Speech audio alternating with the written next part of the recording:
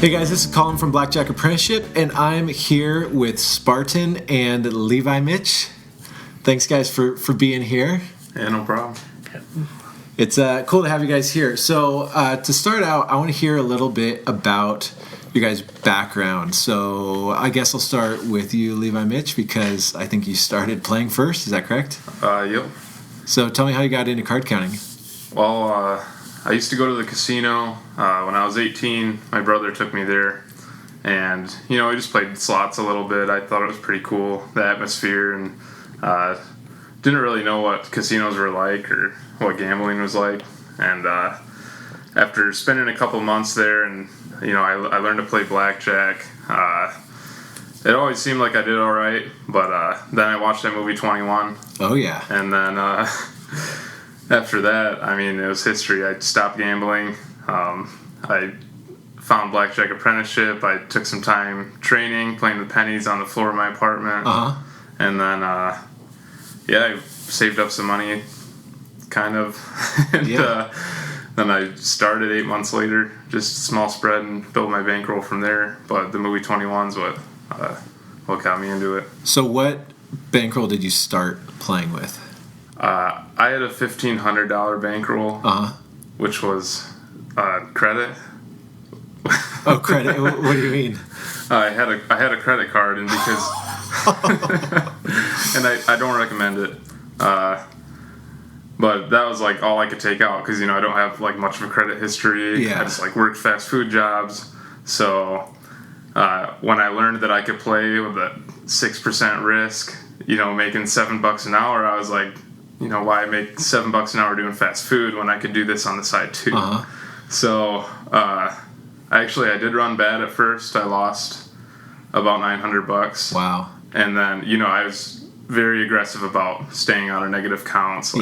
I did everything I could, as well as I could, and then it turned around. I made some money, and then after I about doubled my bankroll, and then I bought myself a car, which I didn't even have at the time. So you still owed the credit card debt? Yeah, but I paid it back. Okay. So then I bought this cheap car off Craigslist, and I found somebody who actually invested $10K into my play. And how many hours had you played at that point? I probably 200 hours at low stakes like that. Yep. Awesome. Yep. That's cool. So, Spartan, how did you get into card counting? Well, I guess kind of following what levimich said, I saw the movie 21 in high school, but for me it was more of like, wow, sweet, that's cool. Just Googled it and saw that it was actually based off of a true story, and kind of put it away in my head for the longest time. Just that was the point where I understood that card counting was a concept that some people use to gain an advantage over the game of blackjack.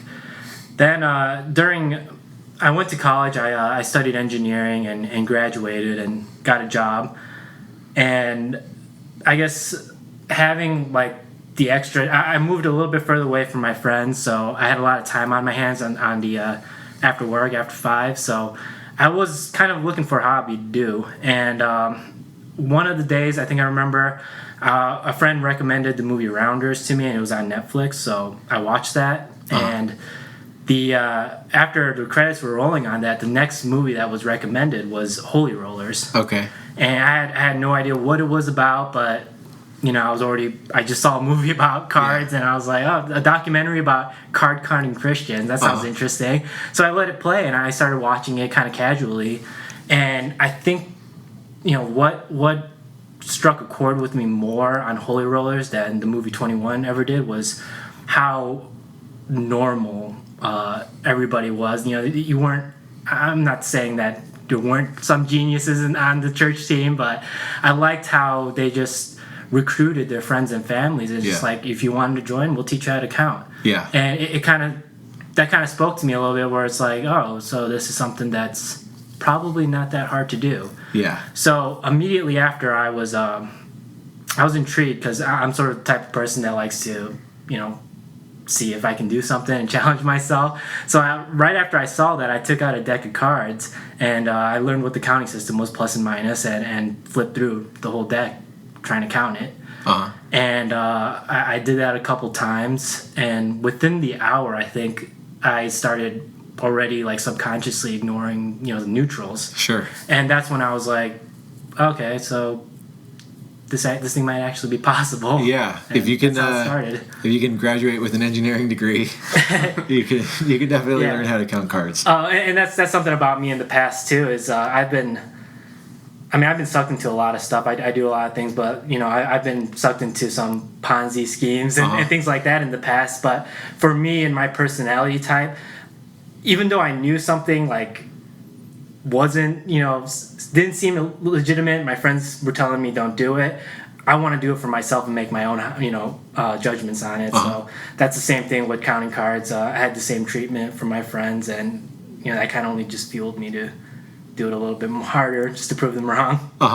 So you guys both started kind of the first introduction to card counting was 21 the movie. So we were talking about this before we started filming. When you watch it now, because it's back on Netflix, you were saying. Yeah, it's on Netflix. Which is amazingly hilarious. When you watch it now, what do you think? I just bought the movie on Amazon 2 weeks ago. I don't know why. I've seen it a million times. I just wanted to have it, I guess. So, I'm sorry, what was the question again? What do you think when you watch it now? Because it was probably when you're 18 and you saw it, was probably incredible. It was amazing when I saw it. But now, being a professional card counter, what's it like watching it now? I mean, I think after like a month of learning blackjack, I'm pretty sure I watched that movie like 10 times, like the first 3 months, maybe even more than 10 times. I just loved it. But I think after like a month of learning blackjack, I thought it was stupid. Yeah. Now I think it's like extremely stupid. I mean, I love the movie. It's just Hollywood. Yeah. But yeah, we watched it last night for some reason. No, we watched it for laughs. It was on Netflix. Yeah. He picked it. I'm just saying. I watched it 2 weeks ago. But I haven't seen it since I saw it in the theater the night it came out. I've seen it once. I saw it opening night. That we came home and filmed a video about it or whatever the next day, put it on YouTube. So I think I need to watch it again. We'll watch it tonight. I think so. We're actually in Vegas for a Blackjack Bootcamp the next couple of days, and these guys were willing to come hop on a podcast the day before. I think for the bootcamp we should just watch 21 the movie and be like, there you go, guys. There you have it. Professional card counting. Well, the best part of that movie is when they're arguing at dinner near the beginning. Kiana and Jill are arguing that Jill says, you don't split eights against a face card. It's a sucker play. Yeah. And she says, no, you split it because, it's 16 such a bad hand. And then Mickey, who's like the top dog, he's like, Jill's right. You don't split eights against. That's funny. So we missed that when we did our top 10. I know. I couldn't believe that wasn't on there. Yeah, well, I might do a new video and throw that in there. But it's pretty funny because that's actually one of the few basic strategy things that most gamblers know is that you always split aces and eights. It's one of the few ones that everybody in casino knows. I'm telling you, it's a sucker play. Yeah, just like insurance. Yeah. So how did you guys, I'll ask you, Spartan, how did you guys meet? Well, I met Levi Mitch about, a year after you were playing full-time as a professional? I joined... Maybe a little less than that. Maybe a little bit less. So I joined Blackjack Apprenticeship after I saw Holy Rollers. Maybe it was... I'd say it was a week before I molded over and finally decided to pay up for the annual cost after I could get any information I could get for free first. Of course. Of course. But no, I really highly recommend keeping that membership because for me, I for one have gained very valuable networks through it, and my first one was actually my teammate Levi Mitch. After I introduced myself and said I was from around where we are, he messaged me. He private messaged me that he was nearby and wanted to see if we could meet. And I actually didn't really know how to use the forums that well, and I had no idea I had a private message for the longest time, and because I just used the videos and stuff. So it was a while before I got back to him, but once I did, he gave me his number, and when I talked to him on the phone, we talked for about an hour, and I remember it was like kind of like a relief. Finally talking to somebody that had the same experiences that I have, to understand what I was going through, because I was fairly new, a professional at that time, just starting to play at the real casinos, and it helped a lot having to hear somebody else's voice on the subject of card counting that actually knew what he was talking about. Mm-hmm. And finally we met up, and the next day. Yeah, man, the next day. And we went to we went out of the country. Yeah, for a second. But I guess I want to say I was like a 99% professional, like a 99% card counter. I wasn't full 100% there yet as a perfect counter, because I had a little bit of bugs in my game, and Levi Mitch, he definitely just, for no apparent reason, just wanted to spend some time with me and help me out with my game. So for like the next 2 weeks, he brushed up my game, and this is actually kind of a funny story. So I had a replenishable bankroll because of my job, but I only had like $2,000 in cash, and we went to this one casino together, and I had lost $1,800 that night. And this is like the second time I met him.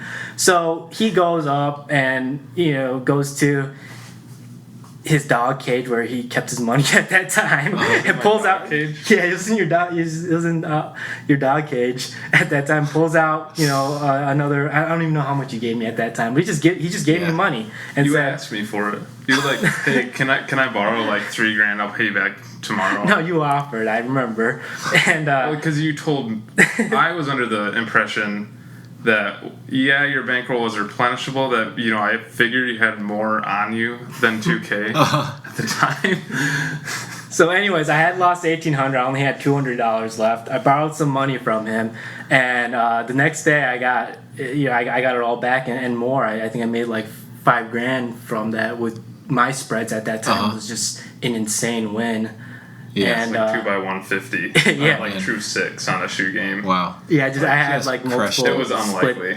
Multiple split tens, but I think in all honesty, that was pretty a lot more due to luck than skill. But I guess that sort of impressed Levi Mitch, and we started having talks. He also going on. didn't tell me that he wouldn't have been able to pay me back for weeks until like a year after this happened. He's like, I didn't have any more money than that, right? I was like, but you knew he had a job. He had a job. It wasn't. It's okay. I trusted him. We knew each other for a week already. So. Well, you've known each other for a week. So, that was one of the questions I was going to ask: is how difficult was it to trust each other? But it sounds like you guys just took the plunge right away.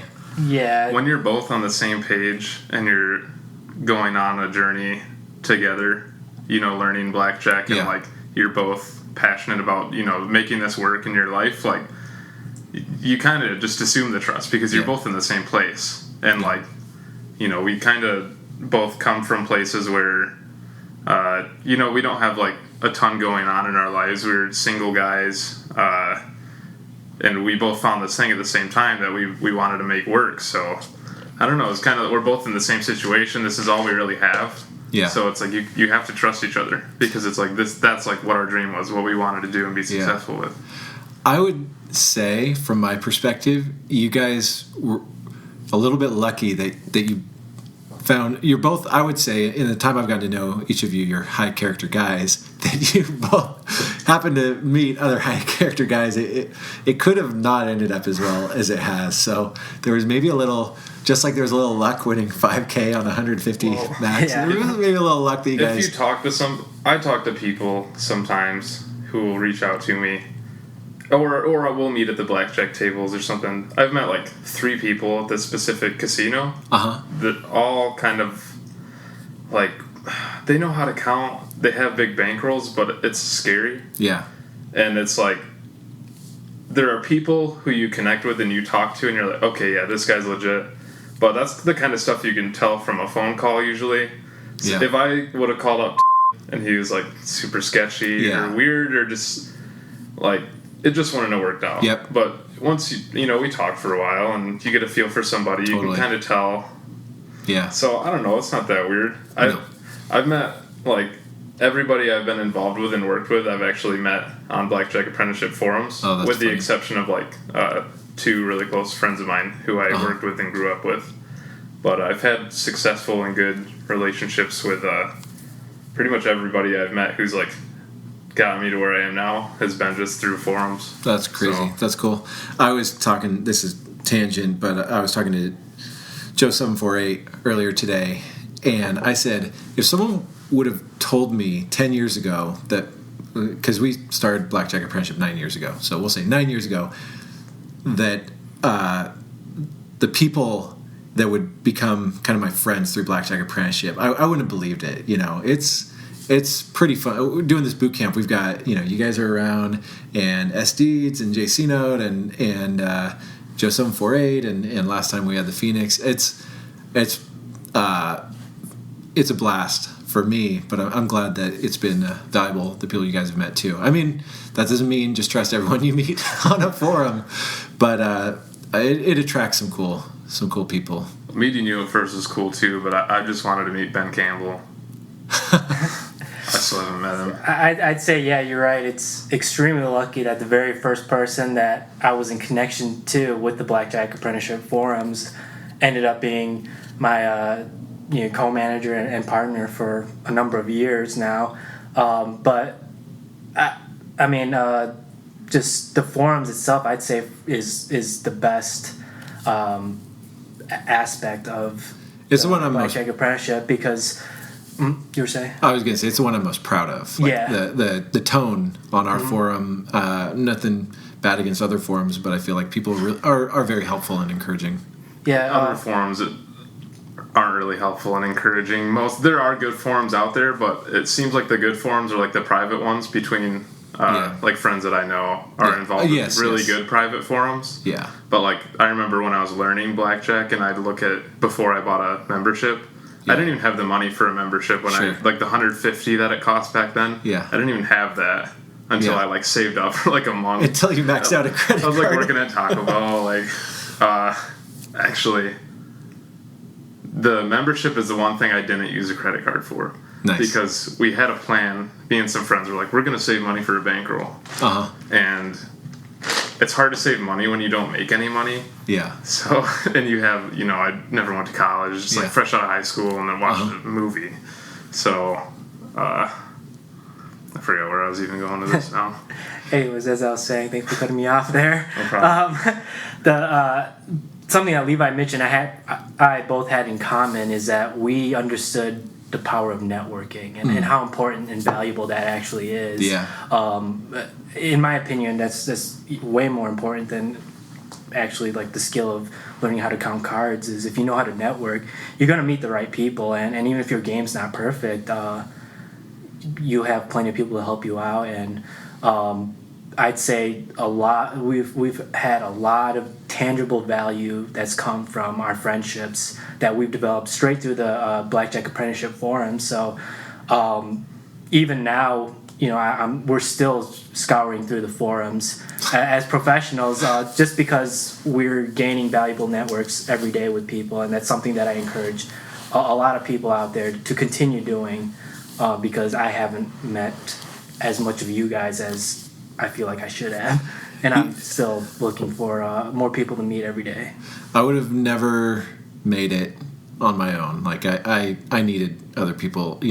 I'm sure I would have lost my bankroll without just having people to learn things from or to get advice from, or even just I think losing streaks kill card counters more than anything else, and without other people to be like, oh yeah, I've been there. So. There's huge value. So, okay, you guys meet, you start kind of training together, going to casinos together. Did you guys spend much time talking about your goals, or was it just coincidence you guys had? So Spartan, you had a full-time job. Levi, Mitch, you had a part-time job, but did you guys early on have a similar goal for card counting? I guess It's like we both just wanted to do it. Yeah, we Like- just very passionate about it. Yeah. Like I felt like see it was where it all goes. we had. Uh-huh. You know, like I said, we kind of came from a place where we don't have neither of us had like a specific direction of like where exactly we wanted to go with our lives, but we found this thing that allows us to live this life that looks cool and like we can make money doing it, and just kind of like the uncertainty of like, I don't know, going on an adventure where you don't know where it's going to lead, but you know that it looks pretty sweet. Yeah. So like we're, still I feel like I'm constantly like finding myself through this journey and like finding new goals and where I want to be. But yeah, once you get used to playing blackjack after that long, it forces you to think about, because blackjack can't solve your problems, or like you can't like really, you can like live your dream job through blackjack, but you can't really like make all your dreams come true with it, if Yeah. that makes sense. So it is like kind of like a constant journey of finding, more about yourself and like what kind of goals you do have and where you want to go with it. And it's great because you can attain that because of the resources blackjack provides you with. Yeah. So I don't know, we're just like, I just feel like a kid who got, I'm super young, I just got involved with this, and like it's been amazing. Yeah. Since I started.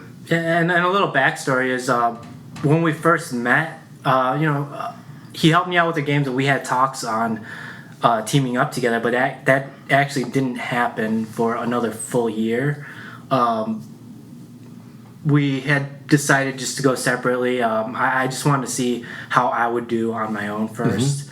And we kept in contact, and we still maintained good friendships, but that helped me a lot to grow as a player, just struggling on my own and trying to figure things out for myself, so that by the time we decided that there's no reason to put it off anymore, and decided to team up, because we were just so much in contact with each other at that point, and we learned to trust each other just because I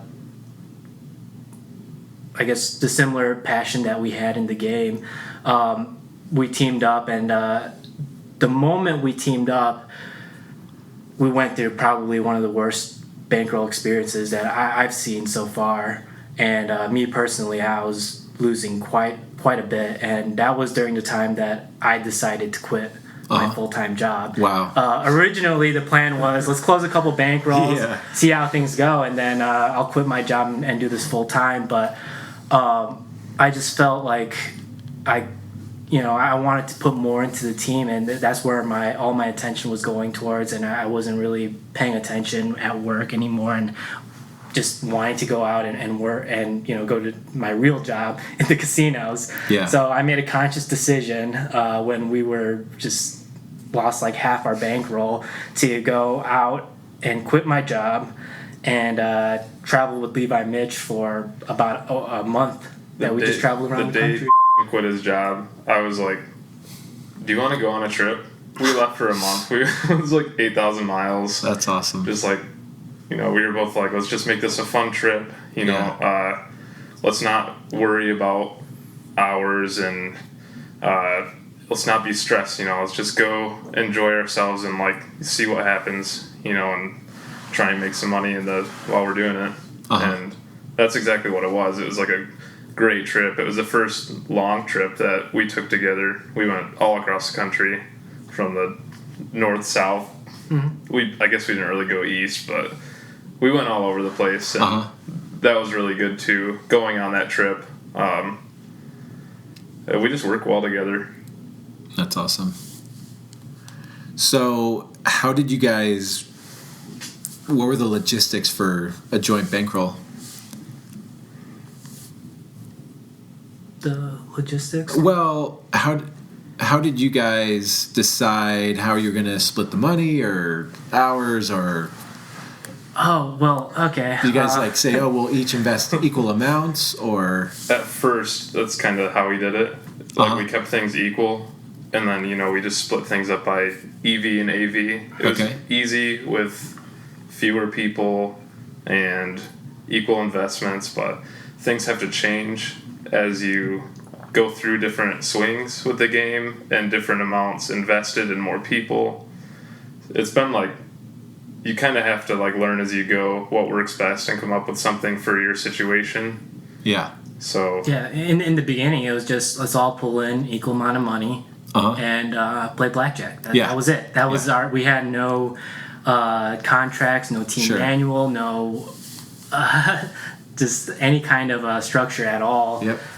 We kind of just decided on the fly, what kind of spreads that we'd be using, and one thing we did get right, at least, is we were very detailed on our record keeping. But our team has evolved from that point on, from every fire that we had to put out, everything that we learned as we went along to the point that where we have right now.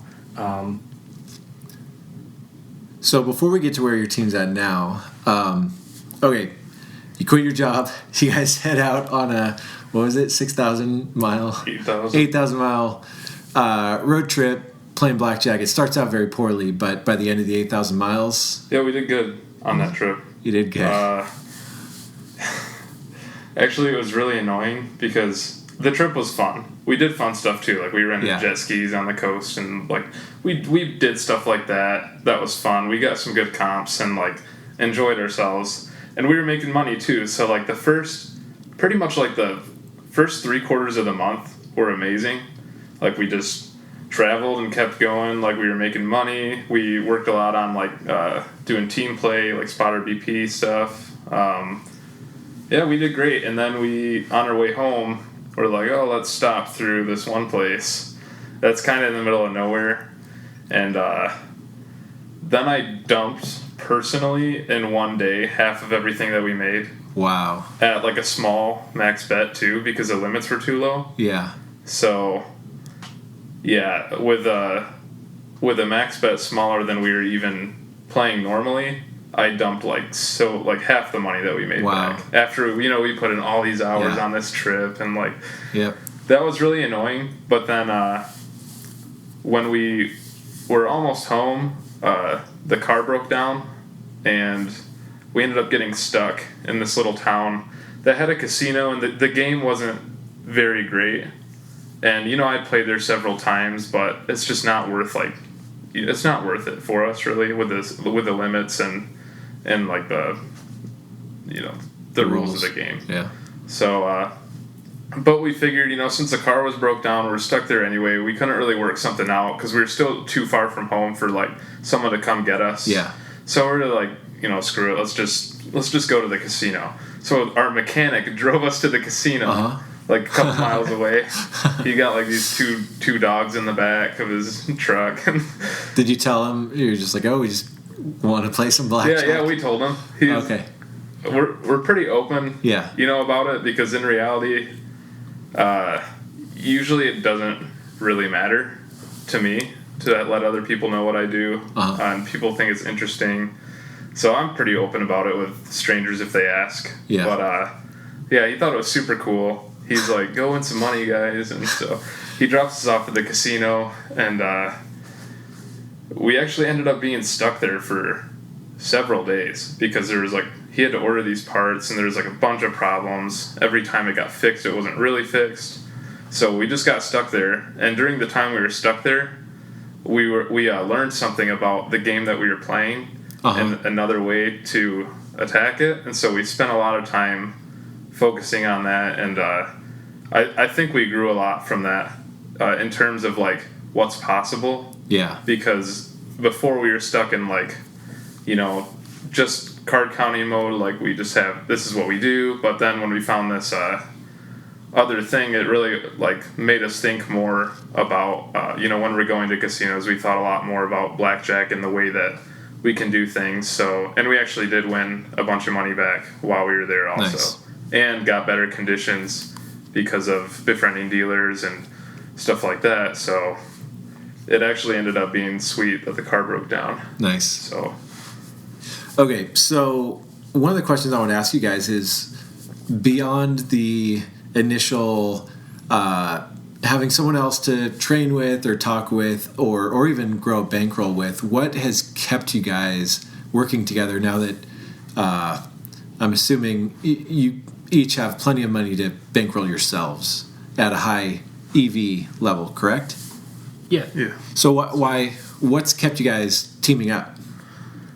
The biggest thing for me is the hours aspect, because I do some other things too, and there's a lot of casinos I can't play blackjack at, so I really have to travel to play. So if I'm playing by myself and bankrolling myself, I don't know if I could go and play 300-400 hours or sometime what's needed, on bad runs, and I just don't.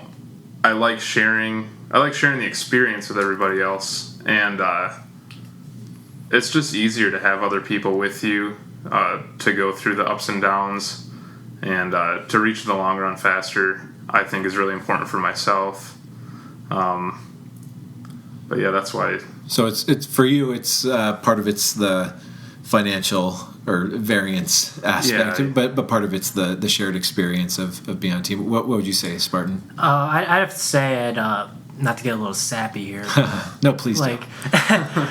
It's really hard to find somebody that you can completely trust, and that's a valuable asset to me, and something that I'm not really willing to trade for anything. Yeah. And the thing, just the experiences that Levi, Mitch, and I have gone through together, and some of the stresses, and just when you're at your worst time, just financially and personally in your life, you have to figure out people's true characters. We have each other's backs, and exactly, and we went through that, so I could say beyond a doubt that Levi Mitch is somebody that I trust wholeheartedly, and I think that we work very well together.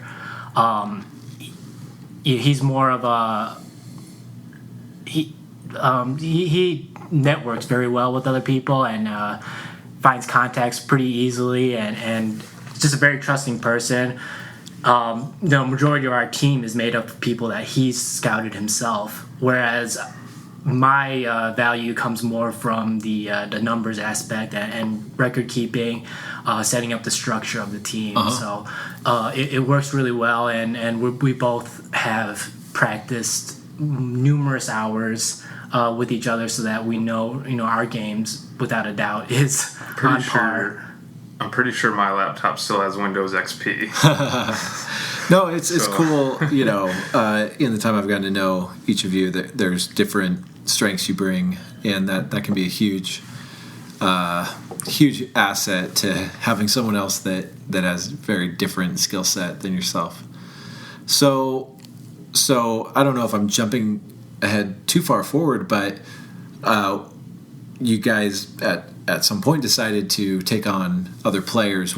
How did you guys come to that decision? We actually had. So there's some parts kind of left out of the story. Like I said, I had somebody invest in me. Mm-hmm. That wasn't. It wasn't Spartan. It wasn't me either. No, it wasn't you. Unfortunately, no. It was a good friend of mine. But we both had other people who kind of went along in this journey with us while we were getting started. Not people who knew what they were doing, but people who were learning at the same pace as us. So I had a friend who, my brother took me to the casino, but I had a good friend, and we would always go to the casino after that, because she was friends with my brother too. So she learned and trained along with me. She didn't know what she was doing. I didn't know what I was doing. We just that is the one thing I did have, and that he had as well, is somebody who we trained along with, but at the same level of learning.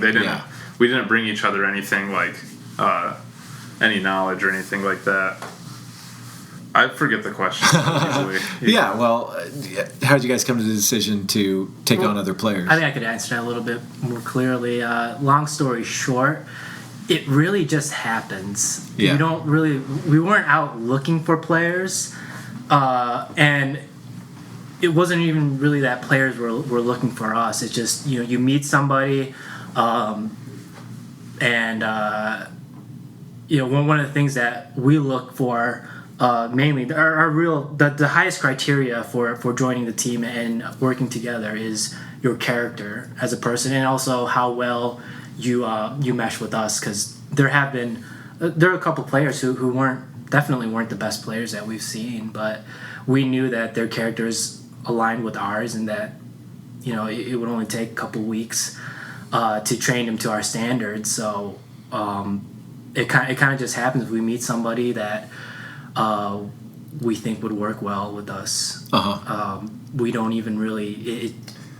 It's not like we were recruiting them or they asked. It just kind of sort of happens. Yeah, it's pretty organic. There's people I've met on our team now where it's just immediately like, yep. So one of the other things I was wondering from you guys, I probably answered this myself in various ways, but what are some of the surprises of this job? What are some of the surprising things that you've learned along the way, whether it relates to casinos or blackjack or even outside of that? I just want to say casinos are psycho. Like, you'd think, okay, there's like a level of, I understand they need to protect what they got going on, and we're trying to take their money. That's fine if they back us off or whatever. Yeah. But like the measures casinos will go to like stalk you, and like it's ridiculous. Yeah. It's unbelievable. And like the way they can act when they're uneducated, even casinos that are educated, the way that they can act toward you, or that they do act toward you, does not make any sense as to why they would even be acting that way. Yeah. On the other end, sometimes people may seem like that, and then they completely turn around and open up. I've had... so I guess like the relational aspect between card counters and casinos is one of the most interesting things ever. Yeah. Like a few days ago, I was in the middle of absolute nowhere, and I had to give like a 30-minute seminar on counting cards to this casino, like the security guard who was trespassing me, the manager. This is like a tiny low-limit casino. The game's like nothing for us. So like I didn't care they were trespassing me, but they were trying not to let me back in when I needed to cash out some more. Yeah. And I had this big mess, so I had to ask to talk to the manager. And so basically, she didn't understand like what it was at all. They just thought I was a cheater. When I told her I was counting cards, she's like, just as I suspected, you're a cheater. And I had to tell her like, no, that's not how it works. Like, a lot of us guys have families, and we're not out to get you. Like it's nothing personal.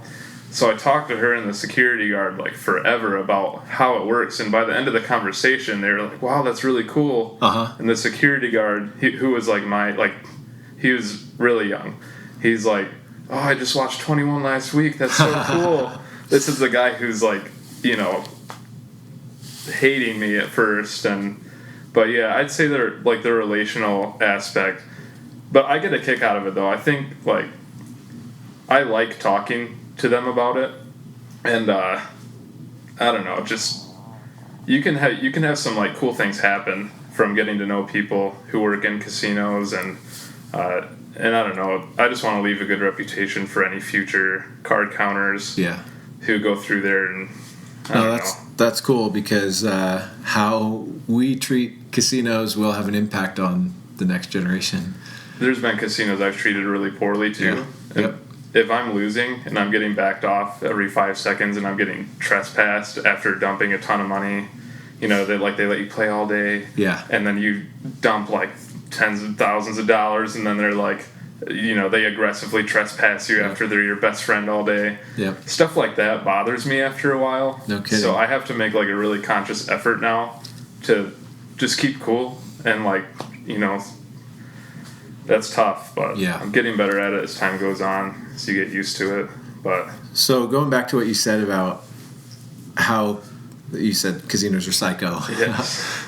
I've been thinking about this, that in right now it's August 2017. In June of 2017, casinos in the U.S. made $3.3 billion in June. How much do you think advantage players as a whole hurt casinos in the month of June, like in the U.S.? Like $1 million, couple, maybe. Yeah, maybe in 1 month. Yeah, counting cards, maybe $1 million. Yeah, probably not. I feel like that puts in. I'm not saying they shouldn't back off card counters, but the level of aggression does not match the reality of the threat. You know, it's not like they even feel. They probably spend more on like Luxor's light that shoots into the sky. It probably costs more money than card carriers affected casinos in Vegas that month. They act like it's like personally their money too. Yeah. This lady who I had to like negotiate with to get back in to like cash out this money I had, she, even after I explained to her, and she starts realizing, okay, I'm not like a dangerous criminal who's gonna come back and kill them if they don't let me play blackjack. She still asks me. She goes, "So, how much did you take from us?" I'm like, I'm pretty sure like I lost $1,000 or something. Yeah. She's like, "But you cashed out, $5,100." I was like, "Yeah, that was like the buy-in or less." Yeah. Yeah. Jeez. But on the flip side, I personally, I had a head of surveillance. She said if I was coming through town, she would put me and my family up in a hotel because she wanted to buy me a meal and just talk to me and kind of share with me the personal side of their side of it. And we had a really good conversation. She met my kids, and she was really nice. So I can attest to both sides. Spartan, what would you say? Well, on that subject, Yeah. I kind of still see their point on it, because let's be honest, if they did let us play, all APs would be multimillionaires right now. But do they have to be so harsh or so cruel? No, I've had a lot of bad experiences, and I always comment too on the ones that give me a good experience or treat me favorably. Thank you for not treating us like crap. Thanks a lot. We get the rules. Yep.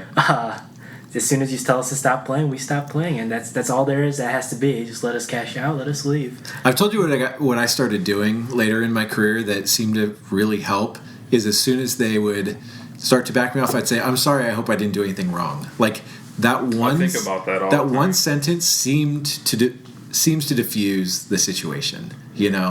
Because I think they're actually as afraid of the back off, or they're as emotionally charged as you are. Mm-hmm. And if you, it's like I'll take one for the team. They're freaking out if I just say, "Hey, I'm sorry. I hope I didn't do anything wrong." It seems to take it down. There's so many times like that's actually the phrase. That's the actual phrase I think, because I've heard you say that a lot. Yeah. That's like what I think of, like in the pre-back off time where I know they're about to back me off. I think of like saying that, but there's other times where I really want to be like, "But did you catch my other 8 guys here?" So that surveillance has to like freak out, and like they have to watch everybody. I don't say that normally because a lot of times like I do have other people. Yeah.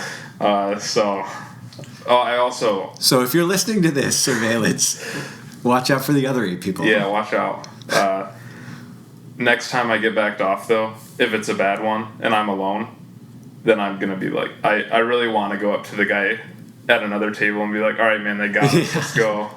And just see what happens. Only at a casino that, like, freaks out, though. Yep. Quick funny story. I was in this middle of nowhere casino a couple weeks ago, and I got backed off, and the guy next to me goes, I had been playing with him for about an hour, and the only reason I got backed off is because a gaming commission officer from this area happened to be walking through the casino, and he recognized me from the night before, and he told the casino, "Hey, that guy got backed off at this place the other day.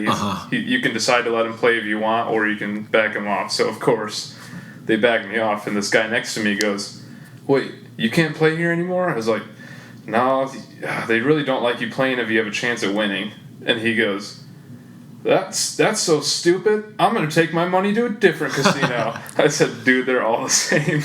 That's funny. But it was pretty funny. He's telling his friends. I saw him at the buffet like 20 minutes later.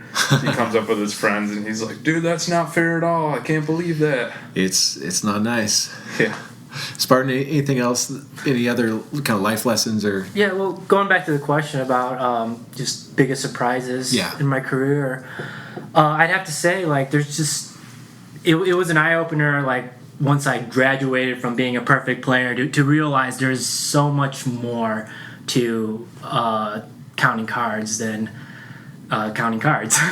Because if you look like a robot just sitting down, and which is something that I did within my first months playing, is I just mechanically pushed out bets as fast as I could, and made every decision in a split second.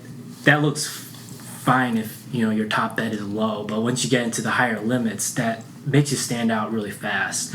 So then you begin to learning that there are other factors that have a direct impact on your EV.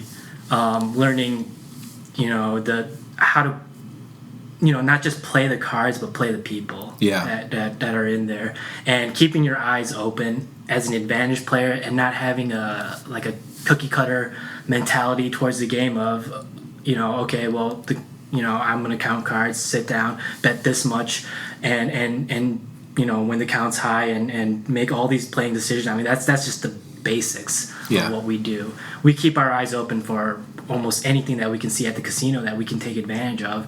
I know, Colin, you mentioned before that you took advantage of the coupons that were in a calendar one time. I mean, there's so much other advantage plays that you can make in a casino on top of what you're already doing counting cards. So I learned to just start keeping my eyes open for opportunities and being open to other things.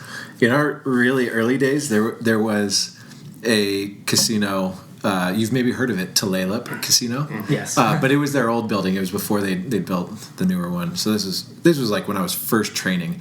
But they had like a deli, and they had milk and bananas and apples and stuff like that. So we would like use our comps basically for groceries, like we could have gotten a greasy burger or whatever, but it was like, why not just, stock up on groceries for the week? And, it's like at the time it just seems like, now it's, it saved $10-15, but gosh, it was just another little advantage play. Yeah, here's a little story. There's another casino that Levi, Mitch, and I were on in our month-long trip. We played so many hours there that week that they had a raffle promotion for that week where it was a cash drawing, and it was dependent on how many points you accumulate on your player's card. And because of how long that we were able to play there, we ended up getting backed off, but they were having the raffle drawing that day, and we took a look because they had a physical cage where all the raffle tickets were printed off. And between the two of us, from our level of play, we had a good chunk. We had like 3,000 out of 4,000 like raffle tickets. Maybe gosh. Not that much. We probably had like 1,000 out of 4,000 in there. And I remember going to the Players Club and asking, "Do I have any entries?" And their printer spits it out like physical tickets right there. And they were just blown away, like what's happening, because it just didn't stop. Yeah. So, do you know what the total EV of the whole day of raffle? I mean, they did a $500 drawing every hour, and there was multiple drawings, and it just we didn't do the exact math on it, but we figured that there's a really good chance that we're gonna win one of them. So even though we were backed off, we decided to stick around for the day. Yeah. We stuck around for we stuck around for all of them. It didn't go like every hour of the day, but I mean the EV was probably like $100 for how many tickets we had in there. But still, I mean, we didn't really have much other to do other than go look for other casinos.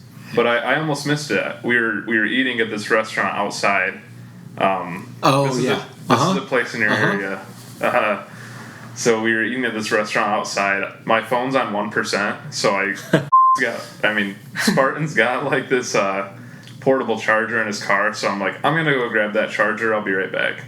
So while my phone is on 1%, I get a phone call, and it's my host, and she's like, "You got called for the drawing, where are you?" And we're like outside as far away from the Players Club as you can get. She said, "You have 1 minute to get here," because it's a 3-minute timer. I ran as fast as I could up the stairs through the casino, and I made it 2 seconds before they were calling a different name. The timer was on 2 seconds, so that was pretty sweet. Spartan actually gave me an extra 100 because of my because I ran. Your hustle. Hustle. Because awesome. He just showed up to me and gave me my half of the cash, and he's just breathing hard, and I'm like, "Were you running?" He's like, "Yeah." So I just gave him an extra 100. I was like, "That's awesome. You did all the work for this." That's awesome. So what are you guys' long-term goals? I think both of us are still kind of trying to figure that out. Yeah. Some goals that I have, I'd like to buy a house. Right now I have low living expenses and a good sized bankroll. So eventually I'd like to do music in some form for a living.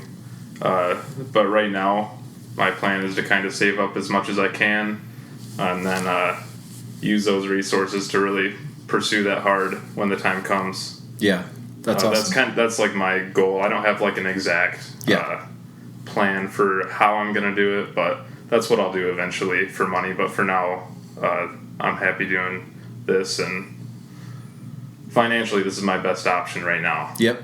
So awesome. Spartan? Yeah, I'd have to say that's something that I'm still figuring out too right now, and it's something that everybody should figure out also, because counting cards could get kind of dull over the years, and sometimes you want to look for an exit strategy, but I'm still very thankful for what this business and what this has allowed me to give me the time to focus on other things. And my biggest goal getting out of college and starting my first corporate job was to not have to work for anybody, and that's something that I accomplished within my first year of getting out of college. So that's something to be proud about. And I guess for now it's just looking to build a foundation on our team that we started, and to be able to bring value to ourselves and the people that we work with, and allow them to live life on their own terms, which is something we pretty much have right now. So just keeping that going. Awesome. I'm glad I never have to make another Crunchwrap Supreme. You won't make me a Crunchwrap Supreme? Okay, I mostly did like the cashier stuff because I'm not the best at making food. But you're good with numbers. Actually, I failed math in high school, so if I could go back and tell my teachers now, like, hey, guess what? I can add and subtract and divide. I mean, they'd probably be pretty proud. So maybe you'll get that chance. Awesome. Any closing, advice or thoughts that you'd like to impart to the BJA community? I'd have to say, and I mentioned this before, is not to underestimate the power of networking, because, like you mentioned, Colin, it's extremely hard to do something like this on your own. And even if it's just one connection that you have that you're able to vent out about getting backed off or something, about a losing streak, it's a lot better to do it with somebody that actually understands what you're going through. I mean, you do have your family and friends that could understand and give you a pat on the back, but it's a lot different when you have somebody that's an actual professional card counter, advantage player that knows what you're going through and able to talk you through it. And even for that, just having people that you have on your phone to be able to do that. Yeah, one of my best friends, he's a full-time blackjack player. He's not on our team, but he's on the forum if he's who I'm thinking of. Just got on the forum. Yep. Did I meet him? Yeah, you met him last month or a couple months ago. I don't even know what time it is anymore.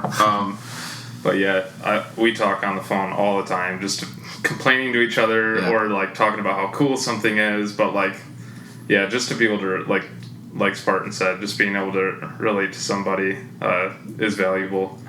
I'd say if you're getting into this full time, be prepared to give up a lot in order to do it, because it's with the back offs and you're going to have to travel, and you're going to have to, like I said, just kind of give up a lot of things. But try to get people to go along with you and, work together to do great things together and to help each other live, the life that you want. So that's awesome. That's what I would say. Cool. Thanks, guys. I appreciate you taking some time to share a bit of your story. I'm sure people are going to enjoy it, and it's fun for me to hear a bit more of your guys' story. I'm looking forward to catching up and hearing how things are going down the road. We got Joe 748 taking a nap behind us. while we're recording this, any questions you have for them before we end this?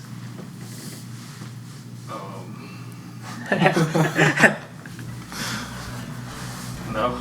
I'm gonna take that as a no. Awesome. Well, we'll put this up on the site as soon as it's ready. I'll let you guys listen to it, and thanks so much for being a part of this podcast. No problem. Yeah, thanks for having us. Good night, Joe.